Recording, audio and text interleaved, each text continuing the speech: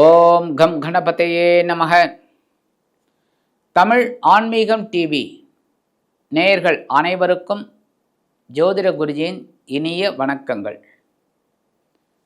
நம்ம சேனலை சப்ஸ்கிரைப் பண்ண அனைத்து இனிய நெஞ்சங்களுக்கும் எங்களது அற்புதமான நன்றிகள்.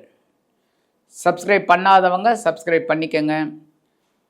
இந்த வீடியோ காணொலியை ஃபுல்லாக பார்த்துட்டு ஸ்கிப் பண்ணாமல் பார்த்தீங்கன்னா தான் எந்த டேட்லேருந்து எந்த டேட் உங்களுக்கு என்ன நடக்கும் அப்படிங்கிறது தெரியும்.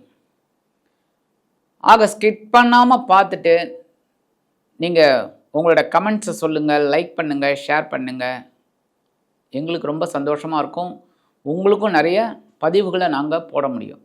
அந்த வகையில் இந்த காணொலியில் நம்ம பார்க்க போகிறது அதி அற்புதமான சூரிய பகவானின் பெயர்ச்சி. இந்த சூரிய பகவான் அப்படின்னாலே இந்த உலகத்துக்கு ஒளியை வழங்கக்கூடிய இரு கிரகங்களில் முதன்மையானது. அடுத்து சந்திர பகவான். எப்போவுமே ஒன்று சூடு, ஒன்று குளிர்ச்சி. அதாவது இதில் என்ன தாத்பரியம் அப்படின்னா, இந்த உலகத்துக்கு சூடும் வேணும், குளிர்ச்சியும் வேணுங்கிறதுக்காகத்தான் சூரியன் சந்திரன், தகப்பனார் தாயார். அந்த வகையில் இந்த சூரிய பகவான் இதுவரைக்கும் எங்கே சஞ்சாரம் பண்ணியிருந்தார் அப்படின்னு பார்த்தீங்கன்னா துலாம் ராசி நீச்சம் அவர். ஏன்னா மேஷத்தில் உச்சம் அப்படின்னாலே ஆட்டோமேட்டிக்காக துலாமில் நீச்சம். ஏன் துலாமில் நீச்சம் அப்படின்னா, சாதாரண மழைக்காலம், சூரியனுக்கும் பூமிக்கும் இடைப்பட்ட தூரம் கொஞ்சம் ஜாஸ்தி ஆகிடும். ஏன்னா பூமி நீள்வட்ட பாதையில் சுற்றின்னு இருக்கணும். அப்படி இருக்கும்போது டிஸ்டன்ஸ் அதிகமாகும்போது இந்த சூரிய பகவானின் ஒளி பூமியில் விழறதுக்கு கொஞ்சம் கம்மியாக இருக்கும். அதனால தான் இந்த நீச்சம்னு சொல்கிறது. சாதாரணமாகவே மழைக்காலம் மேகமூட்டமாக இருக்கும், சூரியனை பார்க்குறதே அரிதாக இருக்கும். இந்த காலகட்டத்தில் இந்த நீச்ச ராசியை விட்டு விலகி இப்போ எங்கே வரப்போகிறார் அப்படின்னு பார்த்தீங்கன்னா விருச்சிக ராசியில் வரப்போகிறார். விருச்சிக ராசி செவ்வாயோட ஆதிக்கம் கொண்டது. செவ்வாய், குரு, சூரியன், சந்திரன் எல்லாமே ஒரே டீம்ங்கிறதுனால இந்த செவ்வாயோட வீடு சூரியனுக்கு ஓகே. அந்த வகையில் நீச்ச ராசியை விட்டு விலகி அவர் விருச்சிக ராசிக்கு வரார் அப்படின்னா அவர் பெரிய பலத்தோடு வரார். அனுகிரகம் பண்ணுறதுக்குன்னே நிறையா பேருக்கு அனுகிரகம் பண்ணுவார். அதுவும் 3, 6, 10, 11 ஆகிய இடங்களில் ரொம்ப அற்புதமான பலன்களை கண்டிப்பாக கொடுப்பார். 2ஆம் இடம் ஓகே, பணபரம் 2, 11 இதெல்லாம் ரொம்ப அற்புதம். ஆக இந்த விருச்சிக ராசியில் ஒரு பெரிய விசேஷம் என்ன அப்படின்னா, குரு பகவான் தனது 5ஆம் பார்வை அங்கே போட்டுருக்கார். ஏன்னா குருவுக்கு உங்களுக்கே தெரியும், குருவுக்கு 5, 7, 9 ஆகிய 3 பார்வைகள். இதில் ரொம்ப விசேஷம் அப்படின்னா பார்த்திங்கன்னா 5, 9 ரொம்ப விசேஷம். ஏன்னா 7ங்கிறது ஸ்ட்ரைட்டாக பார்க்குறது. இப்போ என்றைக்குமே நமக்கு நேராக பார்த்துட்டு இருக்கிறது வேறு, சைட்லேருந்து பார்க்குறது வேறு. அப்போ 5ஆம் பார்வை ரொம்ப விசேஷம். இந்த விருச்சிக ராசியை பார்த்துட்டு இருக்கார். ரொம்ப அற்புதம். 17-11-2025 முதல் 15-12-2025 வரைக்கும் இந்த சூரிய பகவான் விருச்சிக ராசியில் குரு பகவானின் பார்வையை பெற்று அதி அற்புதமாக சஞ்சாரம் பண்ணிட்டு இருக்கார். 30 நாட்கள். அதில் முதல் 15 நாட்கள் பார்த்திங்கன்னா சனீஸ்வர பகவானின் அனுஷம் நட்சத்திர காலில் சஞ்சாரம் பண்ணுறார். அடுத்து 15 நாட்கள் புத பகவானின் கேட்டை நட்சத்திர காலில் ட்ராவல் பண்ணுறார். 30 நாட்கள். அற்புதம். அந்த வகையில் இந்த சூரிய பகவான் 30 நாட்களும் விருச்சிக ராசியில் அமர்ந்து அதி அற்புதமான பலன்களை ஒவ்வொரு ராசிக்கும் கொடுக்க போகிறார். அது எந்தெந்த ராசின்னு நம்ம பார்ப்போம். ஓம் பாஸ்கராய நமக. இப்போ இந்த பதிவுக்கு போகலாமா? அன்பான மீன ராசி நேர்களே, இந்த அருமையான காணொலியில் நம்ம பார்க்க போகிறது சூரிய பகவானின் அற்புதமான ஒரு பெயர்ச்சி. இந்த சூரிய பகவான் உங்களுக்கு அற்புதம். ஏன்னா பகைவன ரோகாதிபதி. தைரியமாக வேலை செய்யக்கூடிய ஆட்கள் இந்த மீனராசி என்பர்கள்.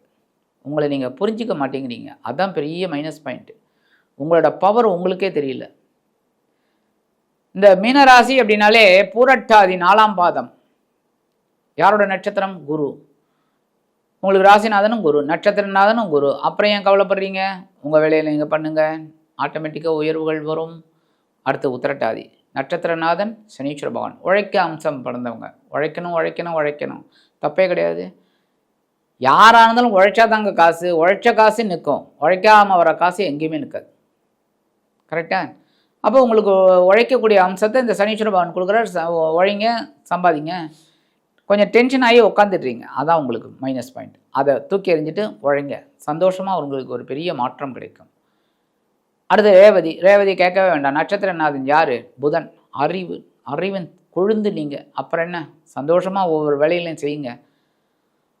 அந்த வகையில் பகைருண லோகாதிபதி சூரிய பகவான் இதுவரைக்கும் எங்கே இருந்தார் அப்படின்னு பார்த்தீங்கன்னா, உங்களோட அஷ்டமராசியில் மறைந்து நீச்சமடைந்து ஒரு சில நன்மைகளை கொடுத்தாலும் உங்கள் உடல் ஆரோக்கியத்தில் ஒரு பாயிண்ட் வச்சார். கரெக்டாக நிறைய பேருக்கு நிறைய ஆப்ரேஷன் நடந்திருக்கு, இல்லைன்னா ஏதோ ஒரு கட்டி வந்து அதை உடச்சிருக்கீங்க, ஏதோ சின்ன சின்ன விஷயங்கள்லாம் நடந்திருக்கு. அஷ்டமராசியில் மறைந்து நீச்சமடைந்து சில விஷயங்களை உங்களுக்கு கொடுத்தாலும் இப்போ இந்த சூரிய பகவான் இப்போ எங்கே வரப்போறாருன்னா உங்களோட பாக்கியஸ்தானம் அப்படிங்கிற 9ஆம் இடத்துக்கு வர்றார். சூப்பர். 9ஆம் இடம் வந்தாலே பாக்கியங்களை அனுபவிக்கக்கூடிய ஒரு பாக்கியம் உங்களுக்கு அற்புதமாக கிடைக்கும்.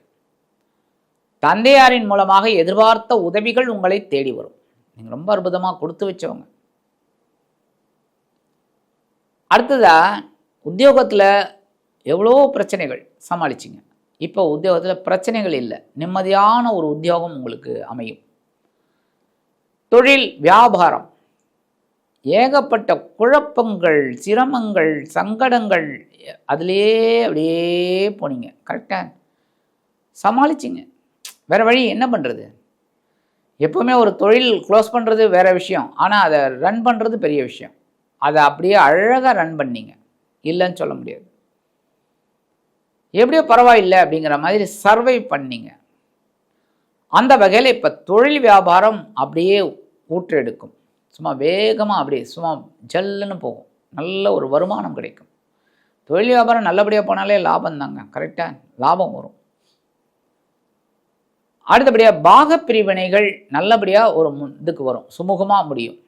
அண்ணன் தம்பிக்குள்ளே இல்லை உங்கள் மாமன்மார் மைத்துனன்மார் இந்த மாதிரி ஒரு வருமானம் வரணும், அந்த பாக பிரிவினை உங்களுக்கு சேரணும் அப்படின்னா அந்த இதெல்லாம் நல்லபடியாக முடியும்.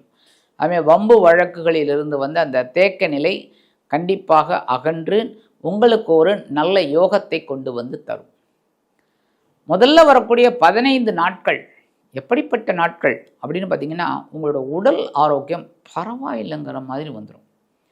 ஏகப்பட்ட பின்னடைவு, மருத்துவ செலவுகள் எல்லாமே குறைஞ்சி பரவாயில்லைங்கிற மாதிரி ஒரு சிச்சுவேஷன் கிடைக்கும். ஆனால் இந்த காலகட்டத்தில் எதிர்பாராத ஒரு சுப செலவு உங்களுக்கு வரலாம். அது சுப செலவாகவும் இருக்கலாம், அசுப செலவாகவும் இருக்கலாம்.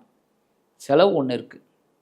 அதுமாரி சில பேருக்கு புனித யாத்திரை செல்லக்கூடிய ஒரு வாய்ப்பு கிடைக்கும். ஆன்மீக பயணங்களை மேற்கொள்வீர்கள்.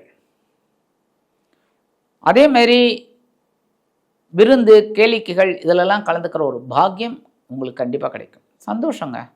ஒரு கல்யாணத்துக்கு போனோம், ஒரு 2 நாள் தங்கினோம், எல்லா வேலையும் மறந்து உறவினர்களை பார்த்து குஷலம் விசாரித்து போயிட்டு ஒரு வேலைக்கு டிஃபனை சாப்பிட்டுட்டு சாப்பாடை சாப்பிட்டுட்டு மொய் எழுதிட்டு எல்லோருடையும் கலகலப்பாக இருந்துட்டு வர்றது பெரிய விஷயம். ஏன்னா இதெல்லாம் தாங்க ஒரு சேஞ்சு, மைண்டு சேஞ்சுக்கு. அதனால் ஒரு பிரயோஜனமும் கிடையாது. கரெக்டாக ஒரு பிரயோஜனமும் கிடையாது. என்ன வேலைக்கு சாப்பிட்றது வயத்தை தாங்க எடுக்கும். ஆனால் இந்த உறவினர்கள் அண்ணன் தம்பி இவங்க ரொம்ப நாளாக பார்க்காதவங்களெல்லாம் பார்க்குறோம் பார்த்தீங்களா, அதுதான் அந்த சந்தோஷம்தான். அந்த மாதிரி எதிர்பாராத பயணங்கள் உங்களுக்கு ஏற்படலாம்.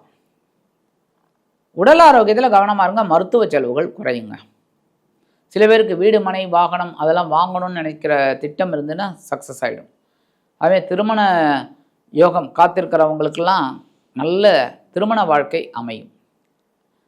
அந்த ஆணுக்கோ பெண்ணுக்கோ நல்ல ஒரு திருமண வாழ்க்கை அமையும்.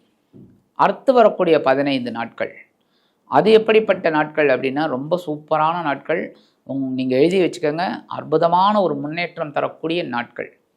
உறவினர்கள் மூலமாக ஒரு சில நன்மைகளை நீங்கள் எதிர்பார்க்கலாம். திடீர்னு ஏதாவது ஒன்று. அதே மாதிரி வெளியூர் இல்லைன்னா வெளிநாட்டு பயணங்களின் மூலமாக சில நன்மைகளை நீங்கள் எதிர்பார்க்கலாம். திடீர்னு உத்தியோகத்துக்கு இப்போ மார்க்கெட்டிங்கில் இருக்கிறவாள்லாம் ட்ராவல் பண்ணிகிட்டே தான் இருக்கணும். அங்கே நான் போக மாட்டேன் அப்படின்னாக்க உத்தியோகமே அதானே. கரெக்டாக அக்கௌண்டண்ட்டை அப்படியே சேரில் உட்காந்துக்கிட்டு வேலை செய்கிறதுக்கு அவர் அப்படியே அழகாக பேங்க்கு போயிட்டு வருவார், பக்கத்தில் இருக்கிறதுக்கு போயிட்டு வருவார். கரெக்டாக மார்க்கெட்டிங்கில் இருக்கிறவ போய் தான் ஆகணும். ஸோ சுத்தர ஒரு பாக்கியம் கிடைக்கும். நல்ல ஒரு வெளியூர் பிரயாணம் உங்களுக்கு அமையும். அதன் மூலமாக இன்சென்டிவ் வரும். அவளுக்குலாம் இதெல்லாம் டார்கெட்டு உண்டு. அதெல்லாம் முடித்தாலும் இன்சென்டிவ் கிடைக்கும். கண்டிப்பாக ஒரு இன்சென்டிவ் வரும் உங்களுக்கு. அடுத்தபடியாக வாழ்க்கை துணை மூலமாக ஒரு சில நன்மைகளை நீங்கள் எதிர்பார்க்கலாம். இந்த நேரத்தில் வீடு மனை வாகனம் அதெல்லாம் சூப்பராக முடியும். ஆனால் திட்டம் போடணும். அதாவது பணம் நமக்கு தேவையா, அதை வச்சுக்கிட்டு நம்ம இறங்குறோம், கண்டிப்பாக நடக்கும். அதுமாதிரி எதிர்பார்த்த அந்த வங்கி கடன் உதவி இதெல்லாம் உங்களுக்கு வரத்துக்கு வாய்ப்பு இருக்குது. சில பேருக்கு எதிர்பாராத ஒரு சில சொத்துக்கள் சேருவதற்கு வழிவகை வாய்ப்புகள். அதேமாரி வெளிநாட்டில் வசிக்கிற அன்பர்களுக்கெல்லாம் ஒரு நல்ல செய்தி, நல்ல அந்த இடமாற்றம், ரொம்ப நாளாக இந்தியாவுக்கு வந்துட்டோம்னு நினைக்கிறவங்களுக்கெல்லாம் அற்புதமான அந்த இடமாற்றம் அருமையாக கிடைக்கும். சூப்பரான ஒரு காலகட்டம். இந்த நேரத்தில் நண்பர்கள் உங்களுக்கு ரொம்ப ஆதரவாக இருக்கிறது மனசுக்கு ஒரு சந்தோஷமாக இருக்கும். எப்போவுமே நண்பர்கள் வட்டாரமும் போது அவங்களோட ஒரு இது நமக்கு ஒரு சந்தோஷத்தை கொடுக்கும். அப்பாடா அப்படின்னு சொல்லி அந்த மாதிரி ஒரு சில பாக்கியங்கள் அனுபவிக்கக்கூடிய ஒரு யோகம் இந்த காலகட்டத்தில் உங்களுக்கு கண்டிப்பாக கிடைக்கும்.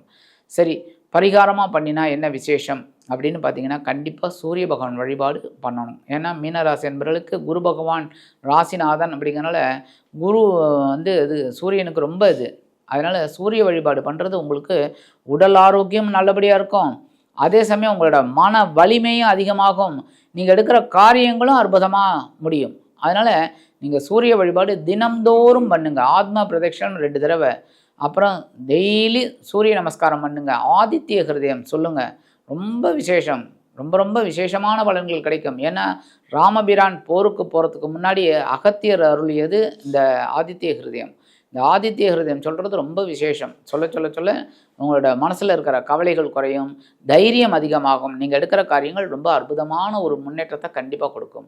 ஆக இந்த சின்ன பரிகாரம் நீங்கள் பண்ணிங்கனாலே உங்களது பகைருண ரோகாதிபதி உங்களது பாக்கியஸ்தானத்தில் அமர்ந்து குருவின் பார்வையை பெற்று அதி அற்புதமான உன்னதமான வாழ்வை ஏற்படுத்தி கொடுப்பார் என்று கூறி விடைபெறுகிறேன். நன்றி, வணக்கம். மீண்டும் ஒரு அருமையான பதிவில் நான் உங்களை மனமகிழ்ச்சியோடு சந்திக்கிறேன். வாழ்த்துக்கள். வாழ்க வளமுடன்.